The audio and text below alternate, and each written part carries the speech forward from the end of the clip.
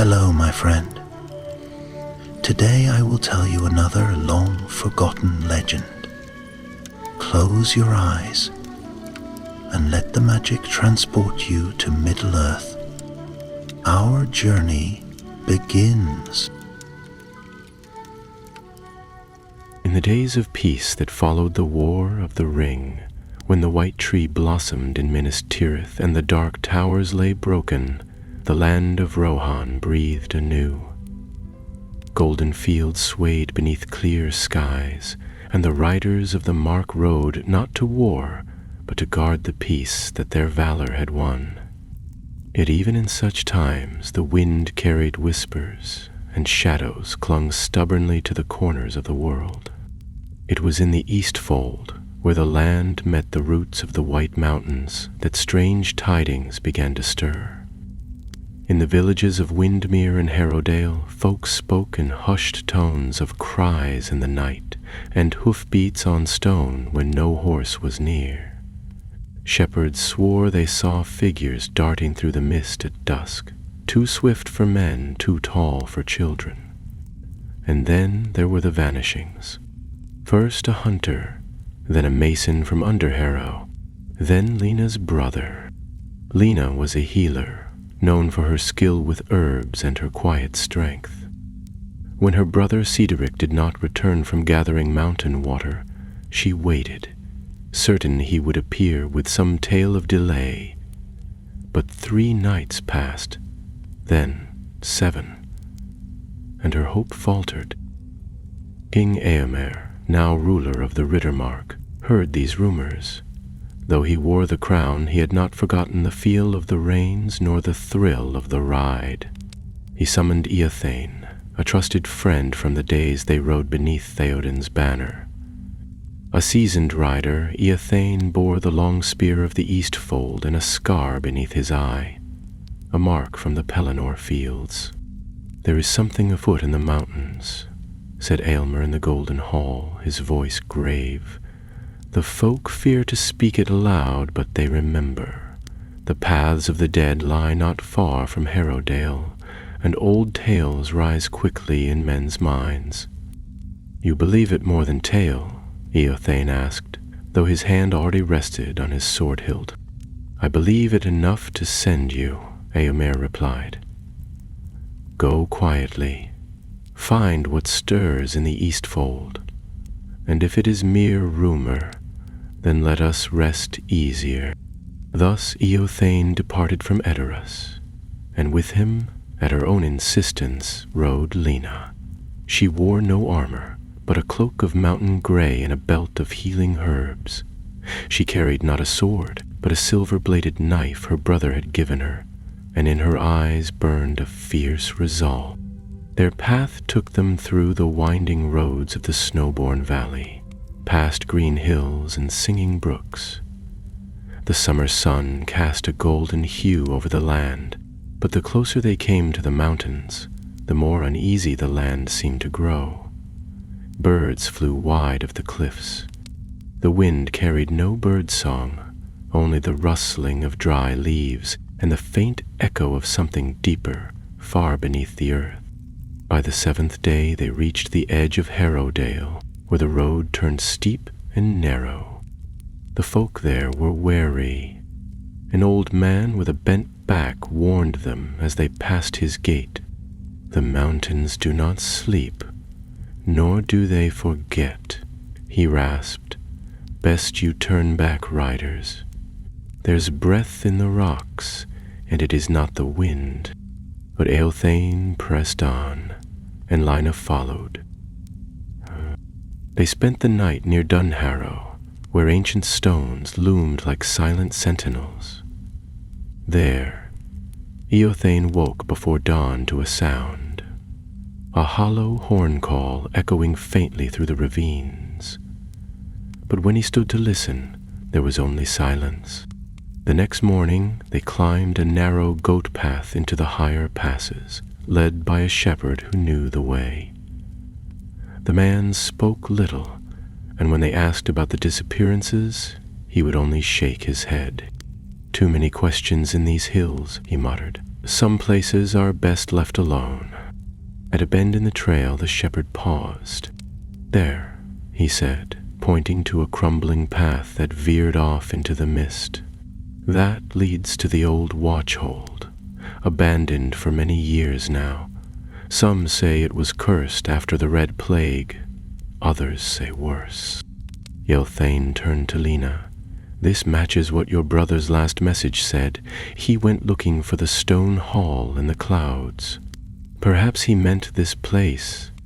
With a nod of thanks to the shepherd, they left the main trail and followed the narrow path, their horses picking their way carefully over broken stones.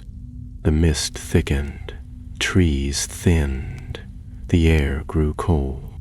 Then, rising from the stone like a half-remembered dream, they saw it, an ancient fortress carved into the mountain itself. Vines choked its once proud banners, and moss clung to its towers. A great stone door stood half open, the shadows within as black as night. They dismounted, and Lena placed her hand on the stone. "There's something here," she whispered. "Something waiting." Eothane drew his sword. "Then let us wake it." And with that they stepped into the dark, unaware that the secrets they would uncover might change the fate of Rohan itself.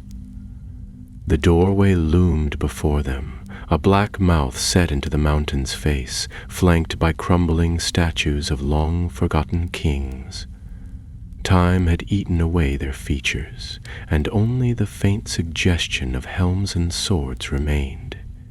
Eothane approached first, lifting a torch from his saddlebag and striking flint to it until a small flame took hold. The fire danced against the stone walls, revealing carved reliefs of riders, battles, and a great horn held aloft by a figure clad in armor. The air inside was cool and still. Lena followed closely behind, her hand resting on the hilt of her brother's knife. They passed beneath the lintel and entered a long corridor, the ceiling arching high above their heads. Dust coated the floor in thick blankets, disturbed only by what seemed to be small prints, too large for rodents, too strange for men. Eothane crouched beside them, frowning. "These are fresh," he murmured, "and not made by hoof or boot." He did not speak the rest of his thought aloud. Lena didn't ask. She could sense the unease growing in him, and it mirrored her own. Whatever this place had once been, it had not rested quietly. They moved carefully through the passage, the light of the torch casting flickering shadows against the walls. They came at last to a great hall, its roof supported by pillars shaped like towering spears. Long tables lay broken, overturned as if by some forgotten struggle. The far end of the hall held a dais, and upon it a great stone throne, empty and dust-choked. Behind it rose a faded tapestry, now torn and hanging limply. A faint breeze stirred it, though no wind came from behind them. Lena stepped forward, her eyes tracing the faded design. "This was once a Rohirric outpost," she said softly. "The marks are our own. See the sun-wheel sigil? That's Aldberg's crest from before Edoras was founded." Eothane tilted his head, his eyes narrowing. "Aldborg," he repeated. "That would place this hall from the time of Eor's sons, perhaps even older." They fell into silence, each caught in their own thoughts. Then from the darkness beyond the dais there came a sound, soft and rhythmic, like breathing. Eothane raised his torch and stepped forward, drawing his blade in the same motion. Lena followed, her steps quiet. As they circled the throne, they saw it. A figure huddled beneath a stone archway, cloaked in rags, its face hidden beneath a hood. "Stand," Eothane called, his voice firm. The figure did not move. He approached slowly, sword at the ready, and reached to lift the hood, but before he could touch it, the figure stirred. A pale hand shot out, grasping Eothane's wrist with surprising strength. "You should not be here," the voice rasped, hoarse but not old, a man's voice trembling with fear or madness. "They watch from below.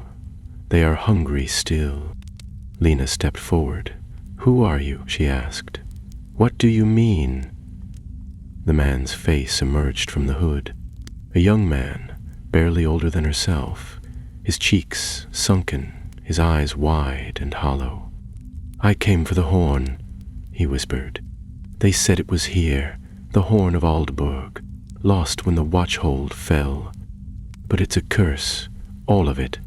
He tried to rise, but fell to his knees, clutching at his chest. Lena knelt beside him, reaching for her satchel, but he caught her arm. "Don't go deeper," he hissed. The Dunlendings came, looking for it. They woke something. It guards the horn. It remembers the war. His voice broke, and he slumped, unconscious. Eothane sheathed his sword. "We'll bring him outside. Whatever he's seen has driven him near to ruin." Lena nodded, though her thoughts raced. "He mentioned the horn of Aldburg. That's no common relic." "No," Eothane agreed grimly. "It was said to be gifted to the House of Earl by the Northern Kings, an heirloom from the days before the Rohirrim rode south. It vanished in the time of Bregar during the first war with the Dunlendings. If it truly lies here..." He didn't finish the sentence. The implications were too great. A relic such as that could bind the loyalty of riders, it was said, or rouse courage in men's hearts when all hope was lost. If it fell into the wrong hands, especially those of the Dunlendings, it would be a peril to all the Eastfold. They made camp that night just within the hall's entrance, building a small fire behind the broken gates to keep the mountain chill at bay. The young man, who gave his name as Harith, a hunter from Underharrow, slept fitfully, muttering in his dreams. Lena tended to his wounds, which were more of exhaustion and fear than any physical harm. As she worked, Eothane kept watch at the entrance, his eyes scanning the mountain path below. He spoke quietly when she joined him. "There's more to this than some lost relic. If Dunlendings have come this far into the Mark, they're bold or desperate." "They wouldn't act alone," Lena said. "There must be a leader, someone who knows what the horn is." "Then we must find them," Eothane replied, "before they find what they seek." The next day, they left Harith in a sheltered room with food and water and pressed deeper into the outpost. As they passed through a series of winding tunnels, Eothane noted the craftsmanship. Rohirric in design, but older, sturdier, with hints of Gondorian stonework. The alliance between the two kingdoms had been ancient indeed. In one chamber they found shattered armor and broken weapons, the remains of a desperate defense. A rusted helm bore the sunburst of Aldburg. Another wall bore a carving, a man raising a great horn, while shadowy shapes loomed beneath his feet. Below it, in faint runes, was inscribed, "He who wakes the wind shall ride the storm." Lena ran her fingers over the words. "A warning," she said. Eothane looked at the horn in the carving. "Or a prophecy." Behind them, the wind stirred. A sound like breath echoed down the corridor.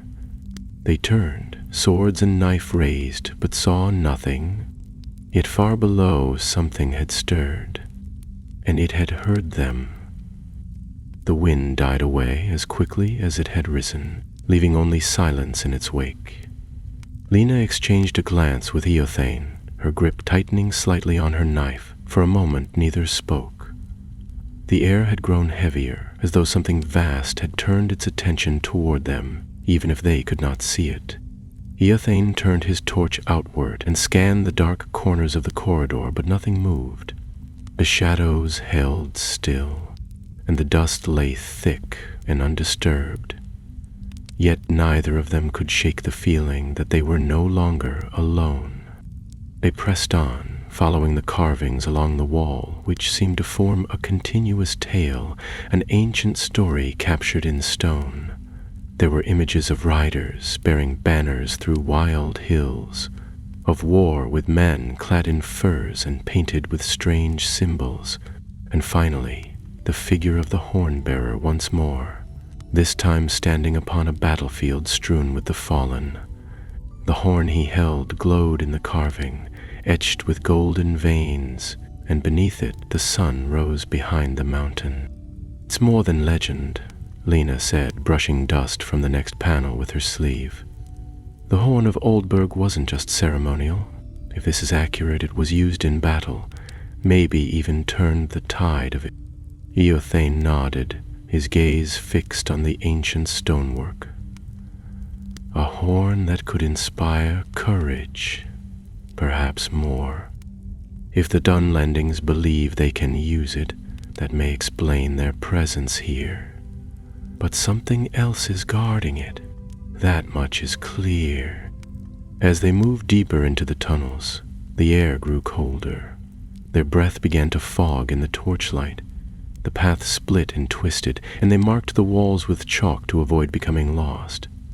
Several times they found evidence that others had passed this way, boot prints in the dust, long extinguished torch stubs, and once a length of torn fabric snagged on an old iron hinge. The cloth bore a faded sigil. 3 downward-facing axes. Eothane scowled. "Dunlending war mark," he muttered. "The chieftains of the Black Wood used this symbol during the Third War of the Wold. That was long before the War of the Ring, but their hatred never cooled." "Then they've been here recently," Lena said. "And they didn't come looking for peace?" The next chamber they entered was vast and round, like a great cistern carved deep into the mountain. The roof rose high above their heads, lost in shadow, while the walls were lined with small alcoves, resting places perhaps for the fallen. At the chamber's center stood a stone pillar, and atop it a metal disc, half buried beneath the dust of years. As Eothane brushed it clean, he revealed a map etched into the disc's surface. The surrounding peaks, valleys, and something more. A series of tunnels, hidden passages, and beneath it all, a second level marked with ancient Rohirric runes. "This isn't just a watch-hold," he said slowly. "It's a vault." Lena leaned over the map, her eyes searching the markings. "There. See that?" she said, pointing to a small icon etched deep beneath the mountain. It resembled a horn, stylized and encircled by sunwraps. "If I'm reading this right, that's where they hid it, far below the original hold. Which means the Dunlendings may be on their way there already," Eothane said grimly. "If they haven't reached it yet." They memorized the route and began to descend, taking a narrow stair that spiraled downward into the rock. The stone grew damp, and water dripped from the ceiling, echoing softly around them. At one point they passed through a chamber filled with the bones of great beasts, long dead, their skulls cracked and horns broken. Eothane paused, glancing warily at the broken remains. "Beaters weren't hunted," he murmured. "They were slaughtered, trapped, or sacrificed," Lena added quietly. They moved on, more wary now, until they came at last to a great archway, sealed by a door of blackened oak, bound with iron. Strange symbols had been carved into the wood and filled with silver, but time had worn them almost smooth. As Eothane pushed against the door, it groaned and swung open, revealing a long hall lined with torches. Torches that burned with a flickering blue light. Someone had been here recently. The hall descended toward a chamber lit by those same unnatural flames. At its far end rose a dais of obsidian stone, and atop it a pedestal. Resting upon it was a horn unlike any they had ever seen. Long and curved, fashioned from gleaming ivory and inlaid with golden script.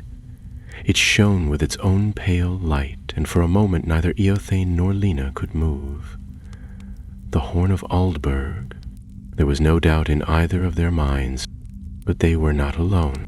From the shadows stepped a figure, cloaked in black and crimson, his face weathered and marked with old scars.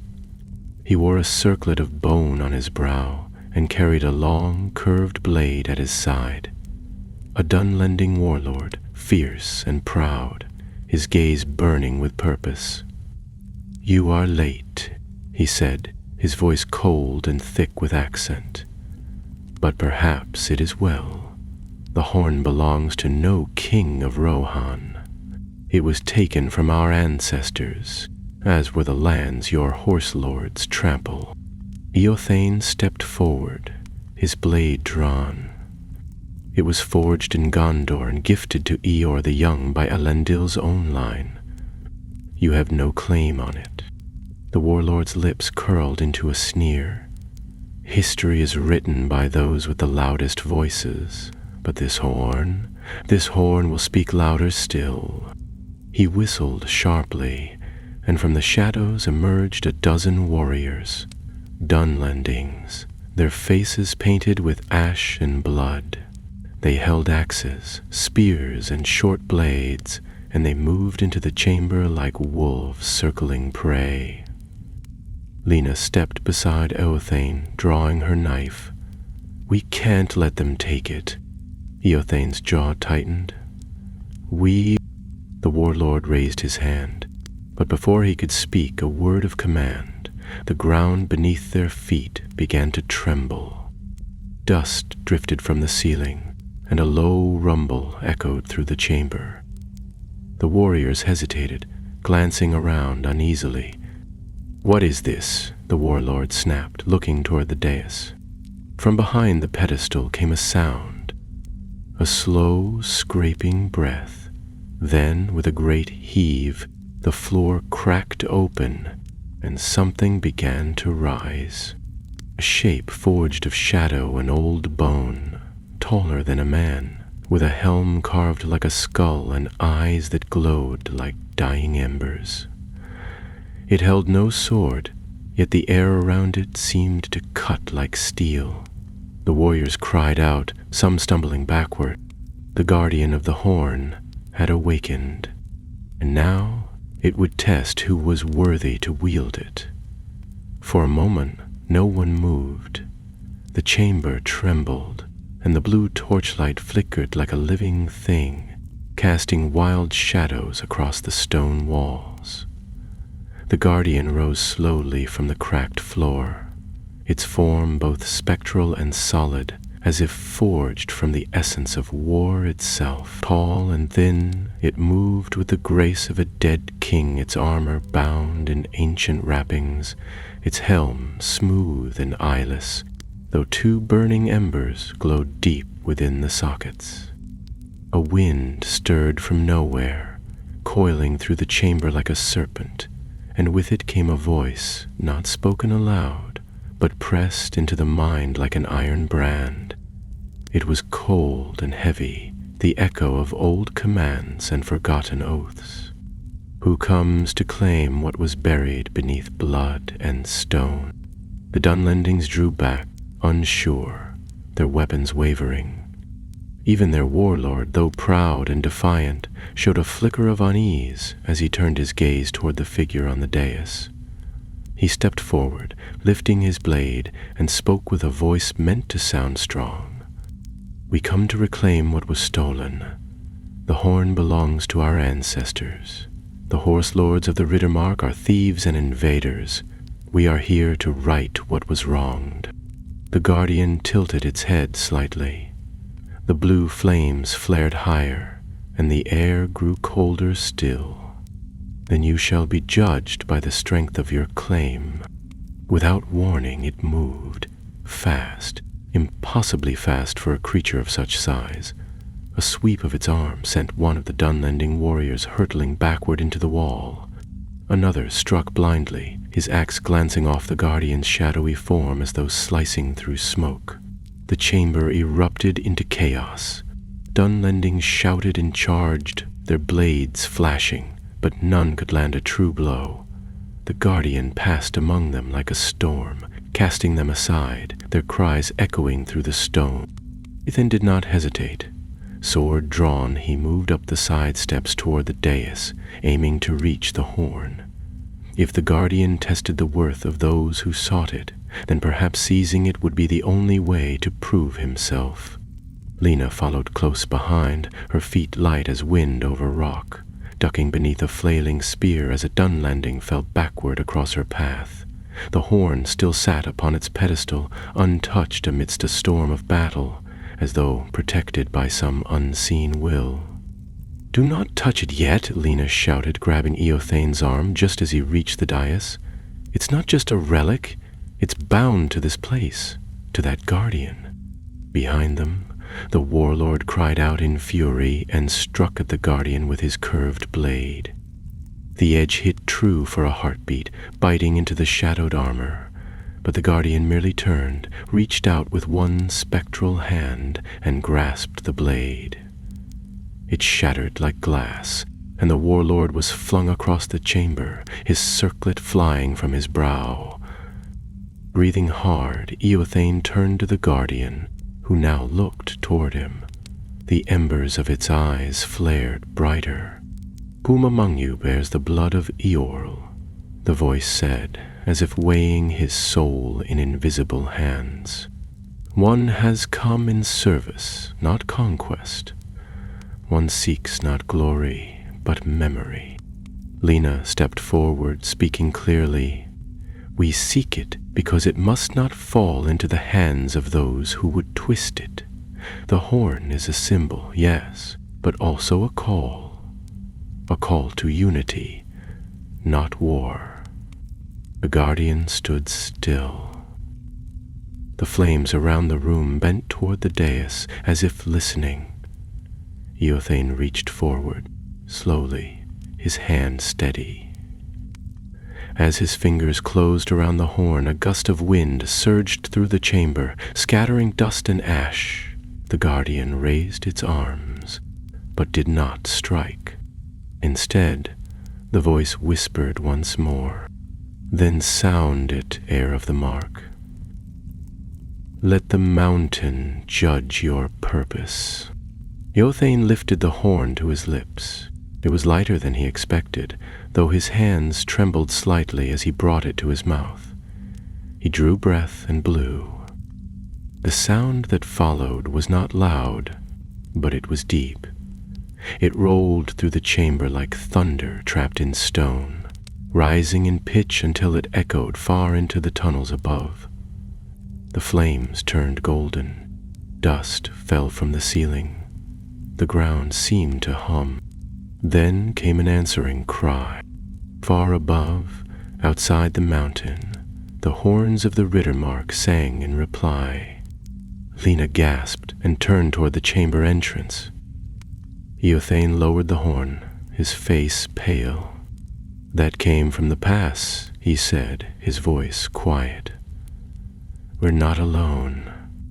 Moments later, the first shapes appeared in the upper hall, riders clad in green and gold, bearing the crest of the Eastfold.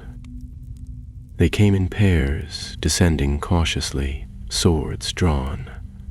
At their head rode a tall woman with a braid of golden hair and a helm marked with white feathers. "Captain Widfara," Eothane said with relief.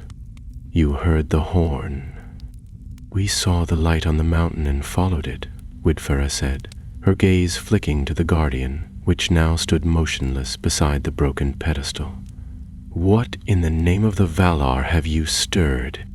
"No more than what was already awake," Eothane replied grimly. The Dunlendings who still breathed lay in retreat. Their warlord was gone, vanished into the dark, or perhaps dragged away by fear. A few of their number had fled during the battle, and the riders of the Eastfold quickly spread through the tunnels to secure the outpost. Lena stood beside the horn, her thoughts unreadable, her hand resting on the stone. Later, as the torches burned in steady rhythm and the dead were gathered, Eothane and Woodfara sat together at the edge of the dais. The Dunlendings knew what they were searching for, she said. They knew more about our relics than I would have thought possible. There's someone guiding them, Eothane replied. Someone who understands our history. And they're not done yet. Woodfara gave a slow nod. Then we'd best prepare. The Eastfold is not as quiet as it once was. That night, as the riders made camp outside the ruin hall and the mountain wind blew softly through the clefts of stone, Lena stood beside her brother's knife, which she had placed near the broken wall. There had been no sign of Cedric within the fortress, no body, no trace, and yet as she looked toward the mouth of the tunnel, she felt a quiet certainty that he had passed this way and that his path had not yet ended. The horn of Aldburg had been found, and its call had awakened more than just riders. Something else had heard it. Morning came slowly to the White Mountains, the sky pale and bruised with cloud. The air remained sharp, and even though the sun crept above the jagged ridgelines, little warmth touched the valley below. Riders moved about the camp in near silence, gathering their gear, checking the perimeter, and tending to the wounded. The battle in the chamber had left more questions than it had answered, and the uneasy hush that lingered in the air was thicker than fog. Eothane sat beside the fire, a half-eaten piece of flatbread resting on his knee, though he had no appetite. The horn of Aldburg lay in its wrappings at his feet, carefully bound in oilcloth and stored in a reinforced satchel. No one dared to sound it again. Once had been enough.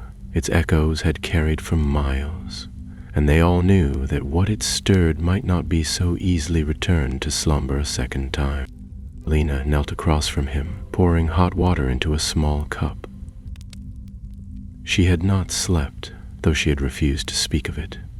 Instead, she had sat awake in the dark, listening to the wind and watching the trail that led away from the outpost.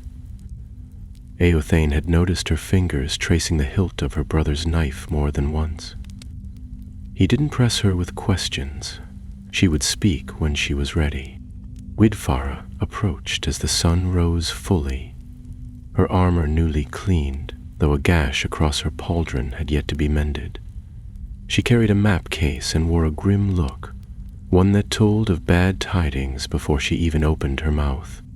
"We found tracks leading east," she said without preamble. "The warband scattered during the fight, but some regrouped in the night. They're headed toward the Fenmarch, about 8 or 10 of them with supplies." Eothane's brow furrowed. "Fenmarch? That's too far east to be chance. They're retreating with purpose." Woodfara nodded and unrolled the map across a flat stone. "They're not just fleeing. They're meeting someone. We found signals along the ridges, markers cut into trees and arranged with river stones. Dunlending symbols, yes, but more sophisticated than tribal markings. Someone is coordinating these movements, planning routes in advance." Lena leaned in. "A warlord can't orchestrate this alone. They need knowledge of the terrain, the passes, the watchholds, even the forgotten ones." "Exactly," said Woodfara. "And if they're headed east, we need to ride after them, before they vanish across the Entwash." Eothane stood. "Then we don't delay. If the horn is their prize and they fail to take it, they may now seek vengeance or a new path to power." By mid-morning, the riders were mounted and ready, 20 in all, a lean force chosen for speed over strength. They left the ruined outpost behind, its ancient halls left to silence once more, and rode swiftly through the winding passes until the slopes gave way to the grasslands of the Eastfold. The air grew warmer as they descended, and the clouds gave way to patches of blue sky. Birds returned to the trees, and for a time all seemed peaceful. But Eothane could not shake the feeling that they were being watched. The trail the Dunlins had left was faint but clear enough to follow. Broken reeds, the faint print of boots in wet soil, and once a campfire still smoldering beneath a pile of damp stones. The riders pressed eastward, reaching the fringes of the fen march by late afternoon. The marshland sprawled before them, gray and green, full of whispering reeds and dark pools. The ground was soft and treacherous in places, and the horses moved cautiously. They dismounted near a cluster of ancient barrows, half swallowed by moss and water. The lead scout, a wiry man named Frithwold, signaled silently and pointed ahead. Smoke. The riders moved forward under cover of the marsh grass, and before long they saw the camp. 9 Dunlendings crouched beside a fire, sharpening blades and tending to wounds. But at the center of the camp sat someone different. An old man in a hooded cloak, gray as mist, his face shadowed by age and secrecy. He said nothing, merely watched the fire, his hand resting on a polished wooden staff carved with strange runes. Even from a distance, Eothane could sense the authority in him. Whitfera whispered, "He doesn't move like the others. He's the one behind this." They formed a ring around the camp and advanced swiftly. Eothane raised his hand, and the riders broke cover. "Surrender," he called. "You are surrounded, and your plans have failed." Chaos erupted. The Dunlendings leapt to their feet, blades drawn, and tried to flee. But the riders closed in fast. Within minutes, 6 of them were taken alive. 2 were slain, and 1 vanished into the reeds. But the hooded man did not move. He simply stood and raised his hand. The wind shifted. Lena cried out, staggering back, her hand pressed to her head. The reeds around them began to sway unnaturally, as if stirred by a presence far greater than mere weather. The riders' horses reared and stamped, neighing in alarm. Eothane rode forward, blade bared, and faced the old man. "Who are you?" he demanded. The figure slowly lowered his hood, revealing a narrow face with sunken cheeks and pale eyes that burned with something beyond hatred, something ancient. His voice, when it came, was quiet, but it carried through the air like smoke. "I am Morlun, son of none, last voice of the Shadow Root. I remember when your kind first rode from the north. I remember fire and hoof, blood and ruin. You call me enemy, but I am memory. I seek only what was taken." Eothane's sword did not waver. "You guided them to the horn." Morlun tilted his head slightly. I opened their eyes. "The horn is bound to Rohan, yes, but it is bound to the land first. The stone remembers. The wind remembers. You have stirred forces older than your king." "You have no right to speak of kings," Woodfarrow said sharply. "You sent raiders to slay our people, to stir the mountain dead." "I offered them purpose," Morlun said, "and now they are scattered like chaff. But it is not finished. The horn has sounded. That which sleeps beneath the earth will rise again, and no banner of horse or tree shall stop it." Suddenly the sky darkened, not from cloud, but from birds.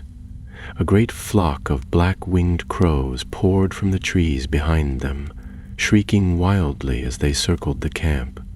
Horses bucked and scattered, riders covered their faces, and in the confusion Morlun vanished. When the crows finally passed and silence returned, the old man was gone. Only his staff remained, plunged into the earth like a marker. Its runes still glowed faintly. though whatever power had animated them now lay dormant. Eothane stared at the staff for a long while. Then he turned to the prisoners.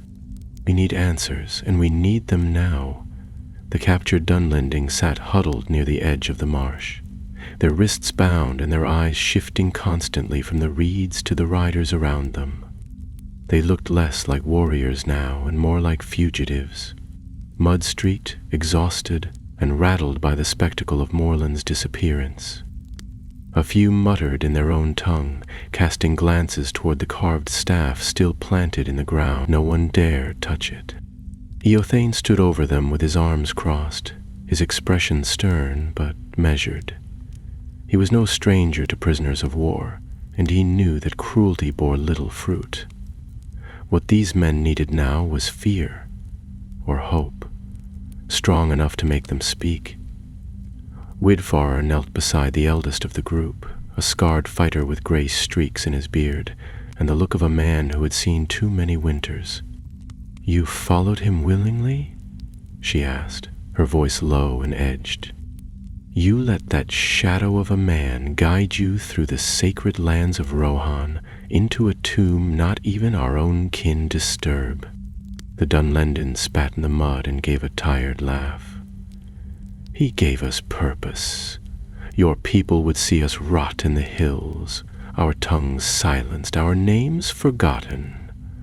Morland showed us the truth, that the land remembers, that there are forces beneath stone and root that stir when wrongs are not made right." "What truth?" Eothane asked, stepping closer.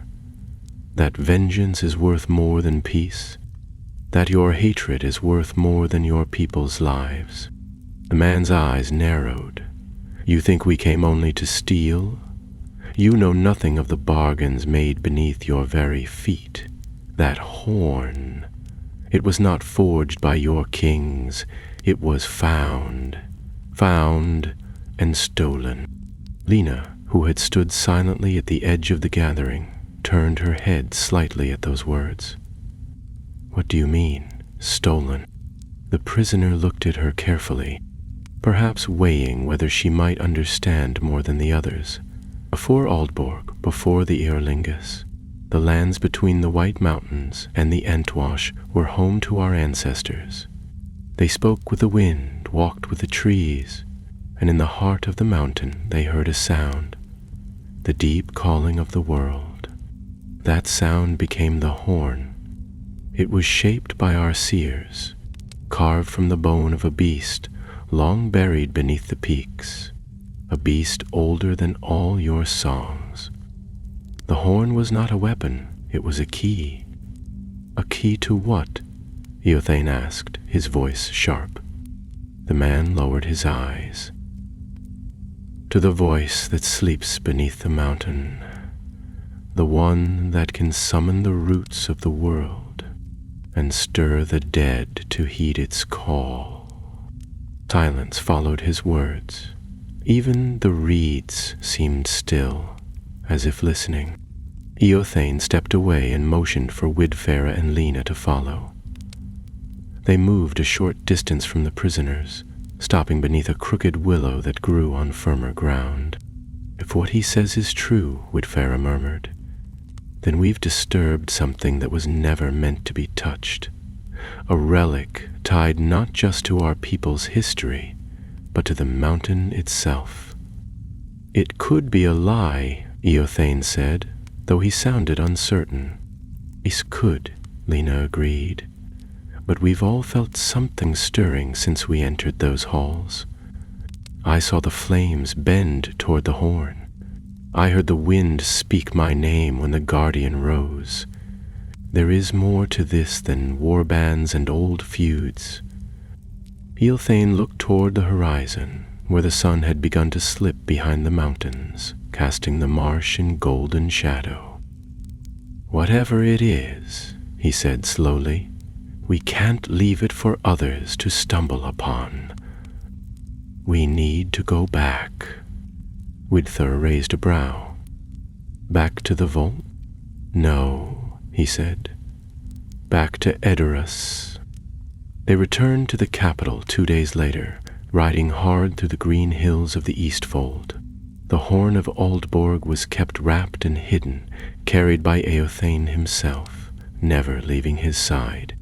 News of their approach reached the Golden Hall before they did, and King Eomer awaited them beneath the golden banners of Meduseld, flanked by his household guard.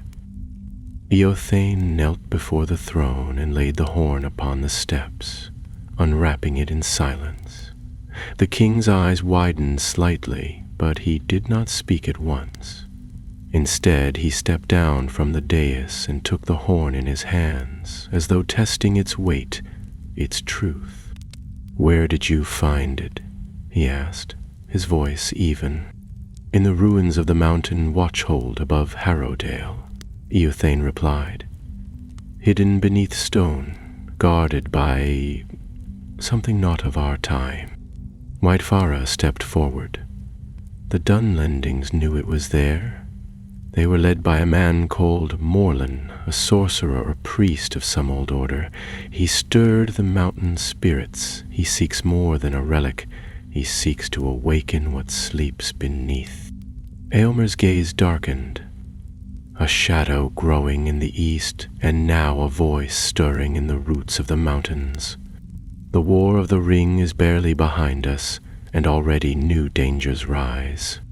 Eothane nodded. "This Morlin is not finished. He escaped us, but he knows we have the horn. He'll try to take it back, or find another way to rouse the force it's tied to." Elamon turned to his steward. "Send word to Oldburg and Underharrow. Double the watches. No rider travels alone. And summon Marshal Elfhelm from the Westfold. We'll need his counsel." As the orders went out, Eothane and Lena were led to the guest chambers to rest, but sleep came only in fragments. Lena stared at the ceiling for a long time, her thoughts full of old songs and half-remembered stories. Her brother's trail remained cold, but something within her stirred, as if pieces were beginning to align. The next day, Eomer summoned them privately. "There's a name I haven't heard in many years," he said, his fingers steepled beneath his chin. "Shadowroot. It was mentioned once by Theoden in passing after a visit from a wandering lore-master of Gondor. He claimed there were cults hidden deep in the White Mountains, older than Rohan, older even than Gondor. They believed the world could be awakened by sound, by voice, wind, and echo. They worshipped what they called the Deep Spirit, something they believed slept beneath stone and root. The horn may be more than a symbol, it may be part of a key, as the prisoner said." Eothane frowned. "Then what does Morlen seek to unlock?" Eomer looked at them both. "That," he said gravely, "is what we must find out before he does." He gestured to a scroll brought by his scribe. "There is an old path, forgotten by most, that leads into the southern roots of the arid Nimrace. It was used by scouts in the time of Helm Hammerhand, but abandoned long ago. If Morlen seeks another entrance to the deep vaults, that may be where he's headed." Lena stepped forward. "Then we ride south." "Yes," Eamon said. "You and Eothane shall lead the search. Take those you trust most. Find the gate before he does, and if it lies open, close it forever." Outside, the wind howled faintly through the streets of Edwarus, and in the distance, storm clouds gathered over the mountains. The next chapter of the secret was waiting to be uncovered, and the key, now in their hands, had already begun to sing. The southern valleys of the arid Nimrace were wild and largely untraveled. The ridges were steep and split with deep gullies where rivers ran cold and swift, and the forests that cloaked their lower slopes were ancient and thick, filled with twisted trees and underbrush that had never known axe or plow. Even the people of Rohan, who made a habit of knowing their borders well, had long left these southern paths to the deer and mountain wolves. Old songs spoke of spirits in the rocks and whispers among the trees, and few dared linger once the sun dipped behind the peak.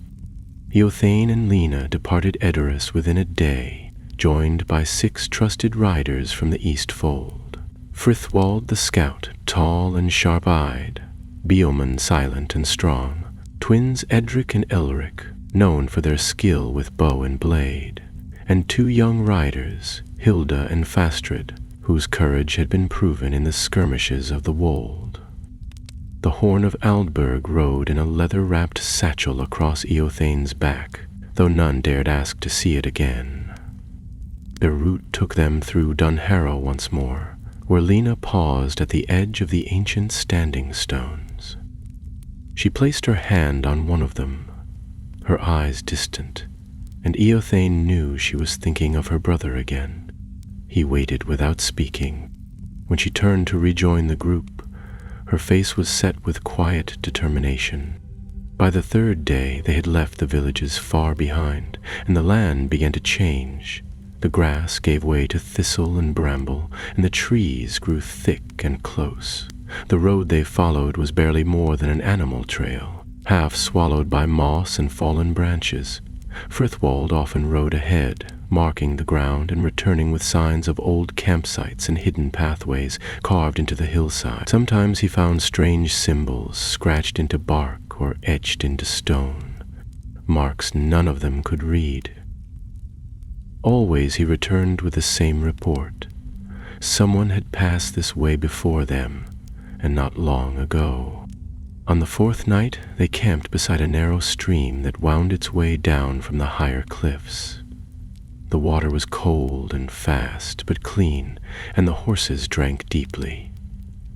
As the others slept, Lena sat near the fire, turning over a piece of carved wood in her hands.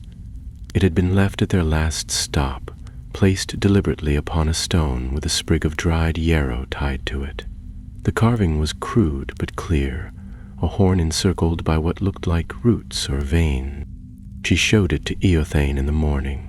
He studied it in silence, then tucked it into his cloak. "They are marking the way now, either for us or for someone behind them." That day the trees began to thin, and the air grew sharper. They reached a ridge at dusk and beheld the valley beyond.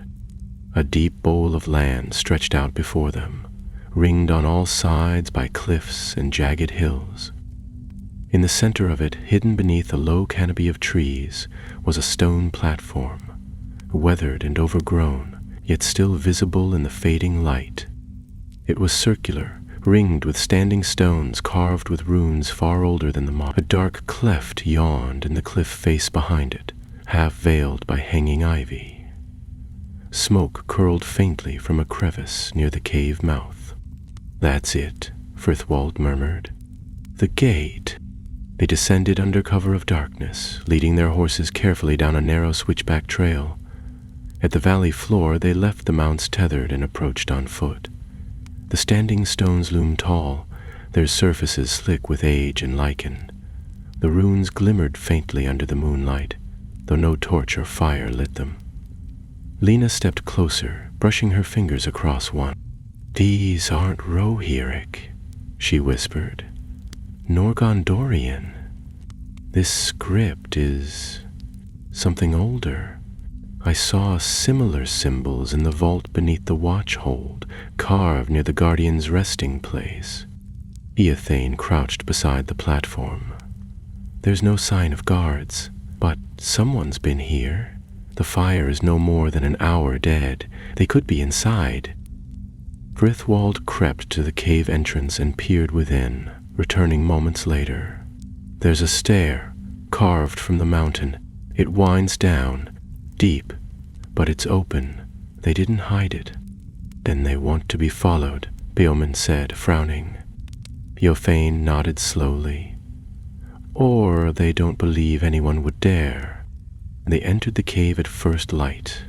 The stair was narrow and damp, winding downward in tight turns that made it impossible to see more than a few paces ahead. The air was cool but still, and carried a faint scent of earth and something stranger, like old incense or dried herbs. Their torches cast shadows against the rough walls, revealing more of the runes and symbols that lined the stone. Some had been defaced, others glowed faintly with moss or mineral sheen. They descended for nearly an hour before reaching a larger chamber, where the stair widened into a platform overlooking a vast cavern. Below them, columns of stone stretched upward like the ribs of some enormous beast, and a chasm yawned in the center of the floor, venting faint tendrils of warm mist. To the left, a stone bridge arched over the gap, narrow and cracked. Beyond it lay a broad gate, half open, leading into further dark. Eothane signaled for quiet. From across the bridge came the sound of voices, chanting, low and rhythmic, spoken in a language none of them understood. It echoed strangely, as though the very stone was joining in. Then came another sound, one that stopped every heart in the chamber. A horn, but not the horn of Aldburg. This sound was deeper, slower, as if drawn from the throat of the mountain itself.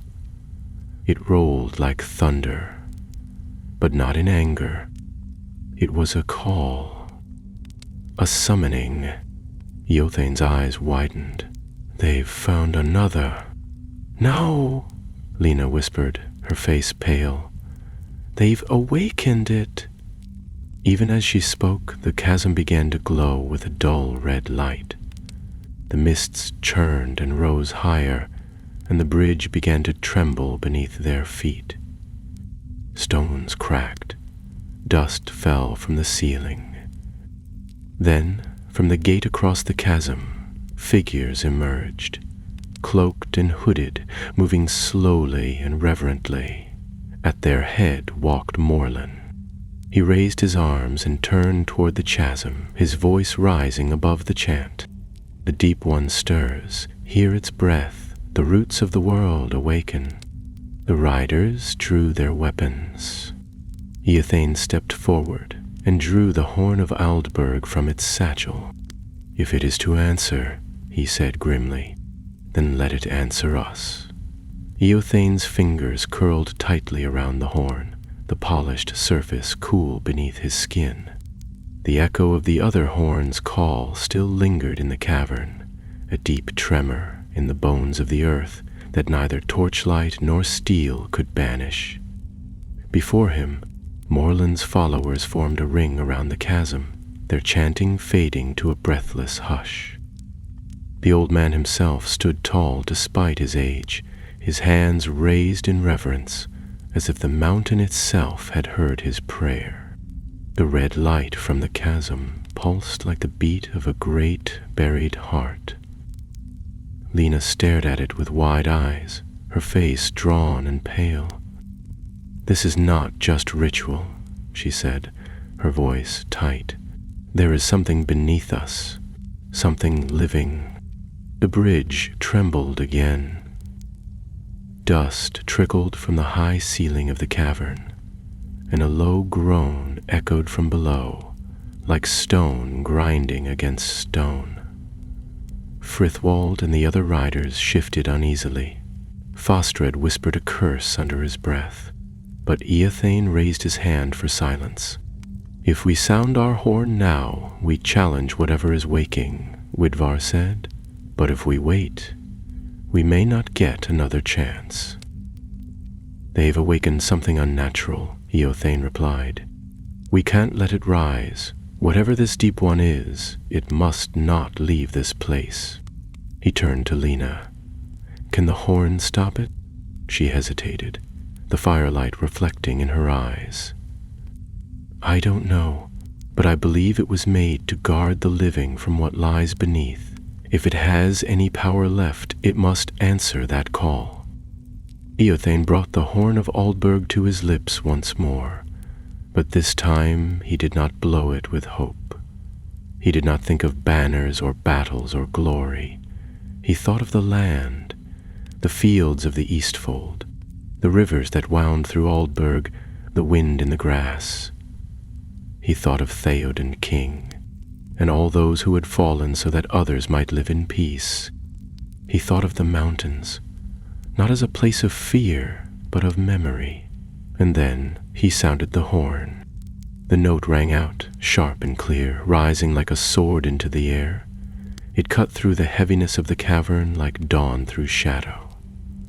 The red light flickered, the ground stilled.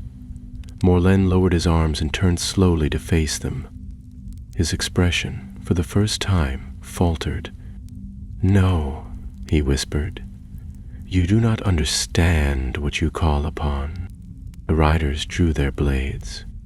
Widfara stepped forward, her sword gleaming in the golden light. "Then perhaps you will explain it to us." Morlen's followers spread out, forming a barrier between him and the bridge. But they did not attack. Instead, Morlen raised his voice, stronger now, echoing in the chamber like a prophet before a storm. "The Deep One is no beast, no demon," he cried. "It is the memory of the world. Before your kings, before the horse lords trampled the plains, before Gondor carved stone from the hill, the earth was one voice, and it spoke with the tongue of the roots. We have silenced it for too long." Lena stepped forward, her face pale but resolute. "And what will it do, this voice you've woken? Speak peace to the trees? Or break the mountains in half?" "It will cleanse," Morlen hissed. "It will tear down your golden halls and shatter your horns of pride. And then only the true children of the land will remain." A roar erupted from the chasm. It was not like any beast's cry they had ever heard. It was not the scream of a dragon or the snarl of wolves. It was deep and wide and hollow, like the bellow of the mountain itself, rising in fury and sorrow. The riders staggered as the very air shook. The bridge cracked beneath their feet, and Lena was forced to grab hold of a column to stay upright. From within the chasm something stirred, a shadow, immense and shifting, coiled like smoke but heavy with form. Great limbs of stone or bone or both rose into view, glistening with the red light that now poured from cracks in the cavern walls. Morlen knelt beside the chasm, his arms outstretched. "Behold," he shouted, "the Deep One returns." The riders didn't wait. Eothane led the charge across the bridge, his sword raised high. The first of Morlen's followers rushed to meet them, but the riders struck as one, steel flashing in torchlight. Edric and Elric loosed arrows from behind, swift and deadly, and the chanting broke into cries of confusion. Widfara reached Morlen first, and drove him back from the edge of the chasm, her sword flashing in warning. "End this," she shouted. "Send it back." "It cannot be unmade," Morlen howled. "The voice has been loosed. It will echo until all forget your false kings." As he raised his hands again, Lena reached him. She did not strike. She placed her hand on the horn at Eothane's belt and whispered something into it. A single word, in a language no one else understood. The horn pulsed faintly beneath her touch. Then Eothane, acting without thought, raised it once more and blew. This time the sound was not loud. It was soft, like the wind at nightfall, like the hush of snow on stone. Yet the effect was immediate. The red light dimmed, the tremor faded, the massive shape rising from the chasm halted. A low moan echoed through the earth, sad, uncertain, as though something had been called and then forgotten. The shadow paused, its shape unraveling, its roar trailing off into silence. Morlen screamed in fury, lunging toward the horn, but Widfara struck his staff from his hand and brought him to the ground with a sharp blow to the shoulder. He crumpled, coughing, as the remaining followers broke and fled into the tunnels. The riders gathered at the chasm's edge. The light faded slowly, and the great shadow dissolved into mist, drawn back into the depths. The silence that followed was deeper than any they had known, heavy with the weight of something ancient being sealed again. Eothane lowered the horn. His hands trembled. Lena stood beside him, her face streaked with dust, her eyes wide. "That voice," she said. "It listened. The horn called something even deeper than the deep one, and it answered." Morlun groaned from where he lay, his face twisted in pain and fury. "Fools, you've silenced the voice for now, but it will speak again. The land does not forget." "No," Eothane said quietly, "but it remembers who protects it." The bridge creaked but held. The riders crossed back, helping the wounded and gathering the scattered gear. Morlun was bound and carried between Beomund and Frithvald. Lena lingered for a moment near the chasm before following, her hand trailing along the stone. As they emerged from the cave into the crisp morning light, a breeze stirred the trees, and somewhere in the hills a hawk cried. The land was still again. For now, the wind carried the scent of pine and stone as the riders of the Eastfold began the long ascent from the southern valleys. Behind them, the ancient gate lay sealed once more, shrouded in silence and shadow, but not forgotten. Even now, Eothane could feel the weight of the horn strapped to his back, heavier than before, as though it now carried not just the echo of battle, but the memory of something much older and deeper. Each hoofbeat on the rocky trail seemed to stir the story they had lived, piece by piece, as if the land itself did not yet know whether to let it go. Morlun rode in silence, bound at wrist and ankle, draped across a sturdy Rohan horse like a bundle of withered roots. His gray hair hung limp over his eyes, and though he no longer raged or shouted, there was something unsettling in his calm. He did not speak unless spoken to, and even then his words came slow and strange, as though spoken from a place far away. More than once the younger riders glanced back at him, unease writ clear on their faces. Only Lena seemed undisturbed, riding near him with quiet watchfulness, her gaze distant. On the second day, they stopped at a low ridge overlooking a field of wild grass. It would be another 3 days to Edoras, and the horses needed rest. As the fire crackled and shadows lengthened, Frithwald brought news that set every man on edge. "There were tracks this morning," he said, crouching near the fire and drawing lines in the dirt. 3 riders on foot, dunlending by the boot marks. They were behind us for most of the day, keeping distance. Lost them at the river bend, but they're close. They'll come for Morlun, Widvera said, or for the horn. "Likely both," Eothane replied, rising to his feet. "We ride at first light. I want scouts ahead and behind through the night. No one wanders. No one sleeps too deep." Later, while the others took what rest they could, Lena sat beside the horn, unwrapping it slowly and cradling it in her lap. The ivory gleamed faintly under the moonlight, the golden inlays catching the firelight and casting strange reflections on the ground. She did not touch it to her lips nor speak aloud, but her thoughts churned. She had not told Eothane everything. When she had placed her hand on the horn in the cavern, something had stirred, not just in the mountain, but within her. A whisper had slipped through her mind, soft as the breeze, but unmistakable. It had not frightened her, it had welcomed her, and it had known her name. Not as Lena of Harrowdale, the healer, or the sister of Cedric. It had called her by a name she did not recognize, one that shimmered in her thoughts like sunlight on water. Elanriel. The name did not belong to her, and yet it felt true, as if spoken from a part of the world she had once known but forgotten. She had felt no darkness in the voice, no malice, but there had been sorrow, deep, endless sorrow like the grief of rivers worn thin by time, and in that sorrow she had glimpsed a truth she could not yet name. She would not speak of it yet, not until she was certain, but the horn she knew now was no mere heirloom. It was a thread woven into something vast and ancient, and her part in it was not yet done. By morning, clouds had rolled in from the west, bringing a chill wind that smelled faintly of rain.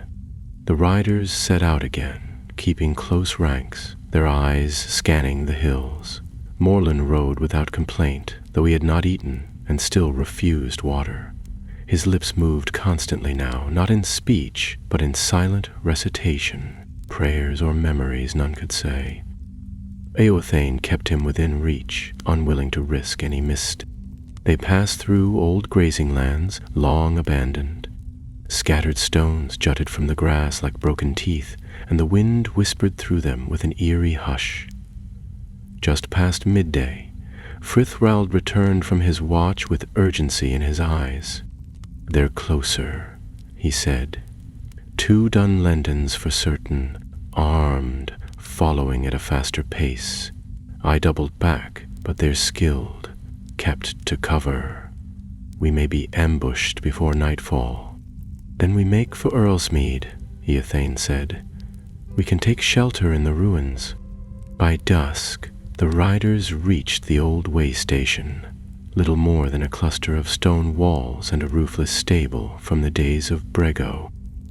The stone still stood, overgrown with moss and wild thyme, but the ground was firm and dry, and the place offered a defensible position. They posted guards and prepared for trouble. It came shortly after nightfall. A cry rang out from the trees, a signal sharp and piercing, and then 3 shadows broke from the underbrush, blades flashing in the dark. The riders responded instantly, steel clashing as the Dunlending struck. Eothane engaged the first, parrying a blow aimed at Frithwald, and countering with a quick stroke that sent the attacker sprawling.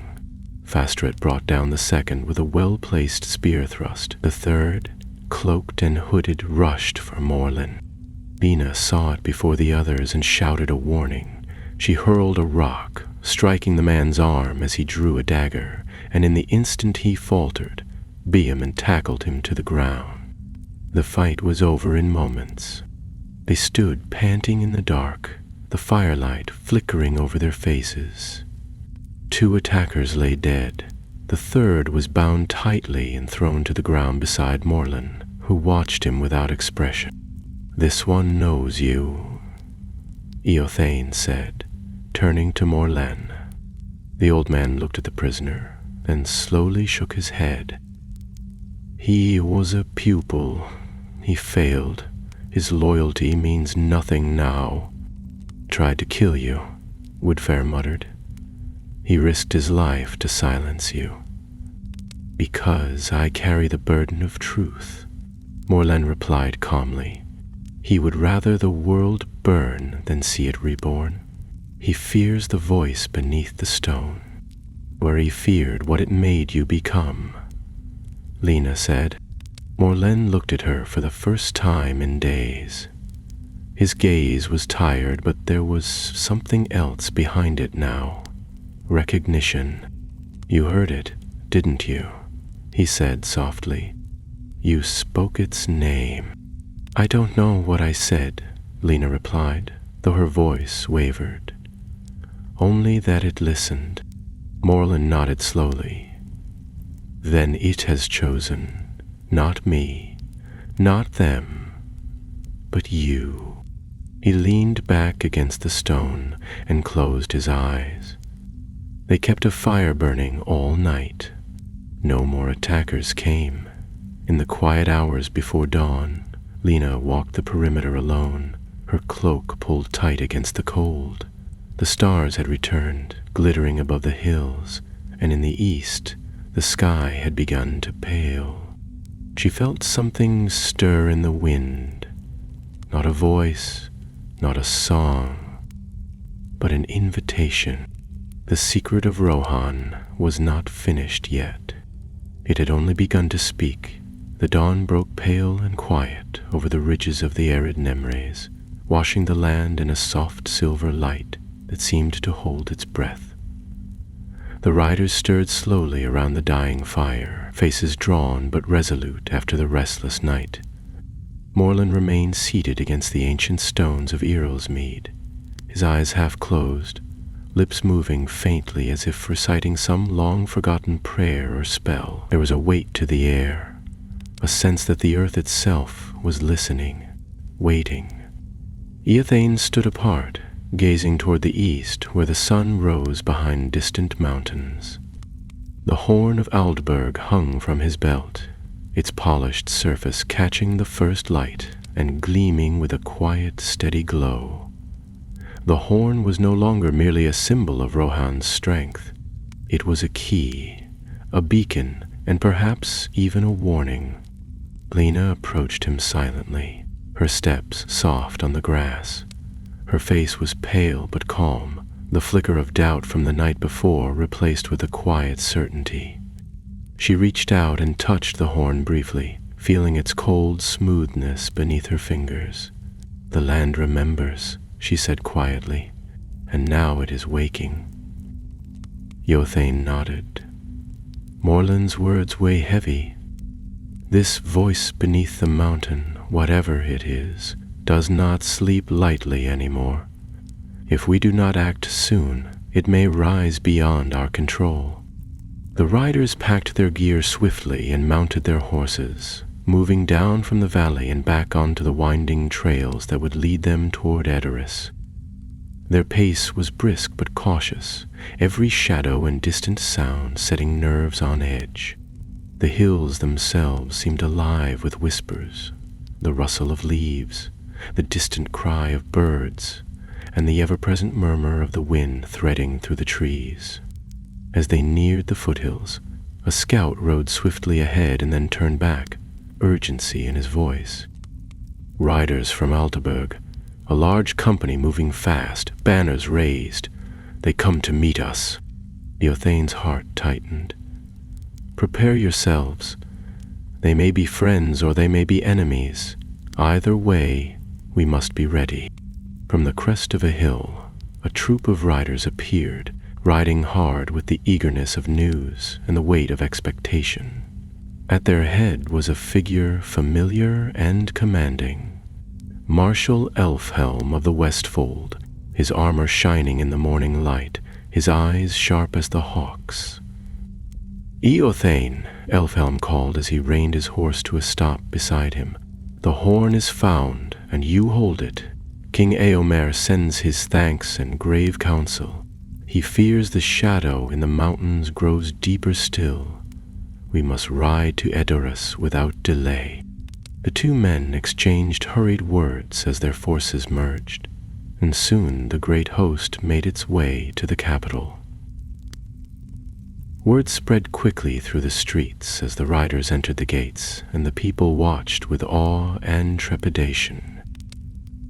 The horn was brought before King Eomer once more, and the tales of their journey were told in detail. The guardian in the watchhold, the awakening beneath the mountains, and Morland's warnings. Eomer listened in silence, his face grave but resolute. "This is a trial for Rohan's heart and soul," he said at last. "We stand at the edge of a new darkness, not wrought by armies or sorcery, but by the earth itself and the memory of times lost. We must stand united, not just as riders, but as keepers of the land's ancient truths." A council was called in the great hall, where lords and marshals gathered to debate the path forward. Scholars from Gondor were summoned, as were lore masters and wise women. The horn was studied and tested, and old songs and runes were read aloud by flickering candlelight. It became clear that the horn's power was bound to the land and the people who dwelled upon it, a symbol of unity and ancient pact. Lena found herself drawn deeper into the mystery. She pored over scrolls and spoke with the lore masters, seeking to understand the strange name whispered to her in the cave, Elendil, and the voice she had heard within the horn. The more she learned, the more she felt the threads of fate drawing tight around her. Eothane stood by her side, silent but watchful. Their bond, forged in battle and shadow, had become something unspoken, yet strong, a shared resolve that neither needed to voice aloud. Then came a message from the eastern border. Dunlendings gathering once more, led by a new warlord who claimed to be the heir of Morland's secret.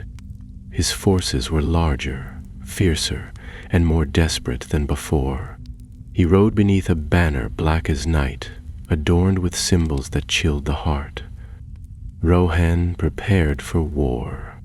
On the eve of the coming storm, Eothane and Lena stood together on the battlements of Edoras, gazing out over the darkening fields. The wind swept past them, carrying with it the scent of pine and earth and the distant cry of a lone horse. "We've only begun to uncover the secret of Rohan," Lena said softly, her breath misting in the cool air.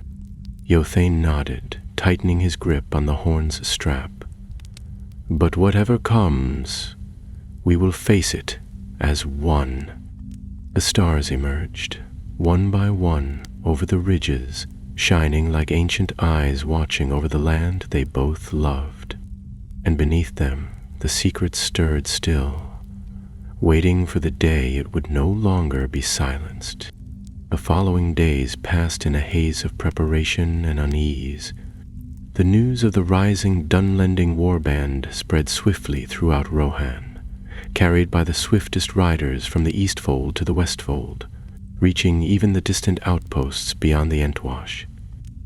King Eormor's orders were clear: muster the riders, fortify the passes, and prepare for battle, for the shadow looming from the mountains was no longer a whisper, but a gathering storm.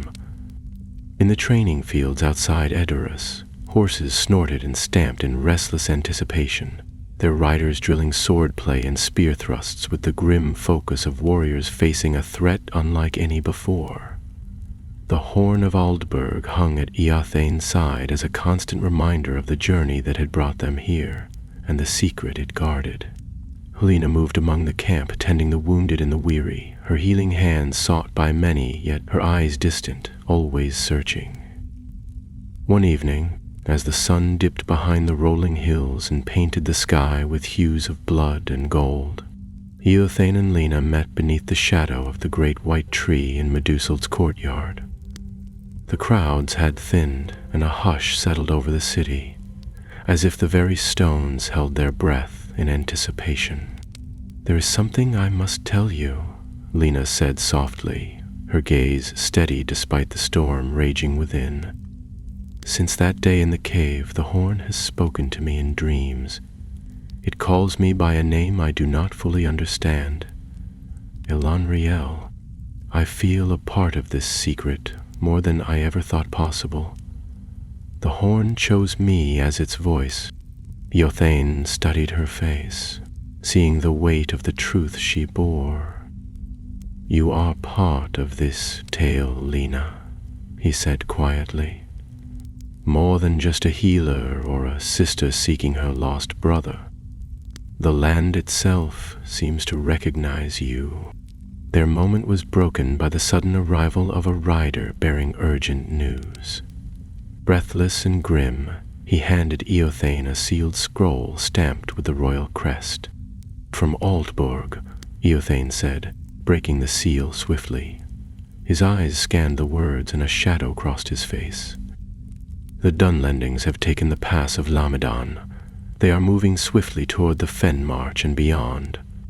The council was convened once more in the great hall. Lords and captains argued fiercely, but the decision was made swiftly. A force would ride at once to reclaim the pass and halt the enemy's advance. Eothane was chosen to lead the company, with Lena and Widthara at his side. The morning they departed, the city was heavy with foreboding. The riders passed beneath the arches of Edoras, the golden banners fluttering solemnly as the people watched silently from windows and doorways. The road ahead was long and treacherous, winding through forests thick with shadow and hills scarred by old battles. The earth itself seemed to pulse beneath their hooves, carrying the echoes of the past. As they rode, Eothane could not shake the feeling of being watched. The wind carried strange scents, smoke, damp earth, and something darker, like the breath of a beast just beyond sight. At times, the horn at his side thrummed faintly, as if alive. They reached the pass of Lamadan at dusk. The Dunlendings had entrenched themselves in the narrow defile, their fires burning bright against the growing darkness. From the ridge above, Eothane surveyed the enemy lines, rough stone walls hastily built, sharpened stakes, and men whose eyes burned with desperation and hate. "We strike at dawn," Eothane said, his voice low but firm. "We cannot let them hold the pass. If they break through here, the fen march will fall." Lena laid a hand on his arm. "The horn may be our greatest weapon. It calls to the land and the horses. We must use it wisely." That night, as the riders camped hidden among the trees, Eothane and Lena stood beneath the stars, the silence between them filled with unspoken fears and hopes.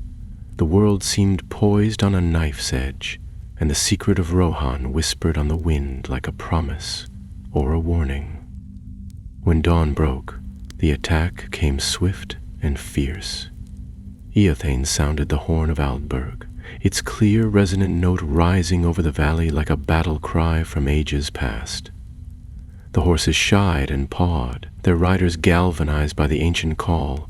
The Dunlendings charged from their defenses, their war cries piercing the morning air. But the riders met them with steady steel and unwavering courage. The clash was thunderous. Shouts and screams, the ringing of swords and the pounding of hooves.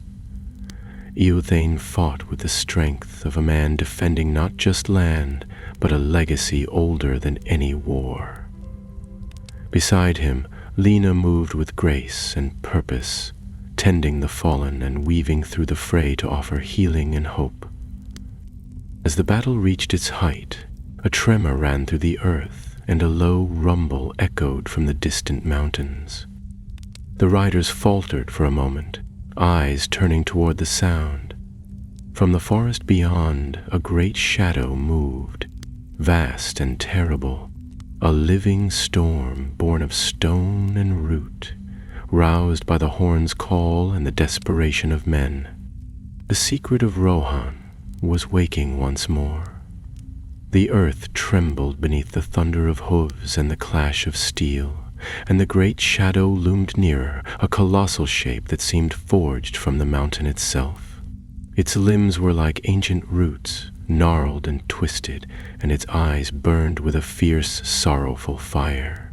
The riders of Rohan, though brave and unyielding, faltered as the very land around them seemed to rise in judgment. Eothane gripped the reins of his horse tightly, his gaze locked on the towering figure. The horn of Aldburg hung heavy at his side, pulsing with an ancient power that hummed through his veins like wildfire. Beside him, Lena's voice rose above the chaos, steady and sure, calling forth a song older than memory, a melody that the wind seemed to carry with reverence. The riders caught the tune, their spirits rekindled by the harmony of hope and history entwined. As the shadowed giant advanced, Eothane lifted the horn once more and blew, the clear, resonant note slicing through the din like a blade of light. The sound was not a call to war, but a plea, a summons to peace between the living and the earth beneath their feet. The giant halted, its burning eyes flickering with something like recognition and pain. Slowly, it lowered its great arm, and the tremors softened. Lena stepped forward, her hands raised in a gesture of calm. "We do not seek to destroy what sleeps in the roots of this land," she said, her voice carrying through the stillness. "We seek to honor the memory, to protect the promise that the earth and its children share. Let us walk as one, not as enemies." For a moment, the mountain's guardian regarded her in silence, then bowed its colossal head. The great limbs receded, melding back into the stone and shadow from which they came. The ground stilled, and the air grew light once more. The Dunlendings, caught between fear and awe, lowered their weapons, their war cries fading into whispered prayers. Morlen, watching from a distance, nodded slowly, the fury gone from his eyes and replaced with a deep sorrow. Eothane dismounted, his sword still drawn but lowered. Around him the riders gathered, eyes wide with wonder and relief. The secret of Rohan, long buried beneath stone and time, had been revealed, not as a curse, but as a covenant, ancient and enduring. In the days that followed, peace settled over the land. The horn of Aldburg was returned to its place of honor, a symbol not just of power, but of unity between the people and the earth they cherished. Lena embraced her role as its voice, carrying its song to every corner of the Rittermark, reminding all that strength lay in remembrance and respect. Eothane stood beside her beneath the open sky, watching the sun set over fields golden with harvest. The world was quiet now, the shadows held at bay, and the secret of Rohan lived on, woven into the very fabric of the land, in the wind that sang through the grass, and the hearts of those who would always ride to protect it.